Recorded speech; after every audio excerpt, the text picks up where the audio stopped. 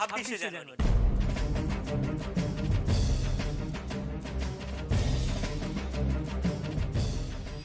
এই দিনেই আমরা প্রতি বছর পতাকা উত্তোলন করি, দেশাত্মবোধক গান চালাই, কিন্তু কখনো কি ভেবেছো এই দিনটার আসল মাহাত্ম্য কি? तुम मुझे खून दो मैं तुम्हें आजादी दूंगा।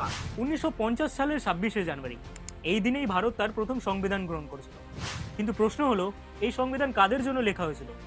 1947-এ দেশ স্বাধীন হলেও কেন এই 3 বছরের অপেক্ষা? কারণ স্বাধীনতা মানেই ন্যায় নয়, সংবিধানের প্রয়োজন ছিল, যাতে ক্ষমতা সাধারণ মানুষের হাতে থাকে, কেবল শাসকদের হাতে নয়। আজ আমরা ভোট দিই, কথা বলি, প্রশ্ন করি, এই অধিকারগুলো হঠাৎ করে আসেনি।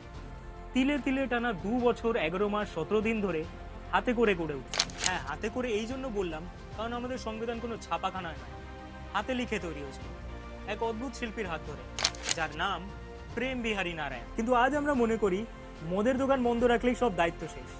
আমরা কি সত্যি এই সংবিধানের মূল্য দিই, নাকি 26শে জানুয়ারি কেবলই আরেকটা ছুটির দিন? প্রশ্নটা নিজেকে করো।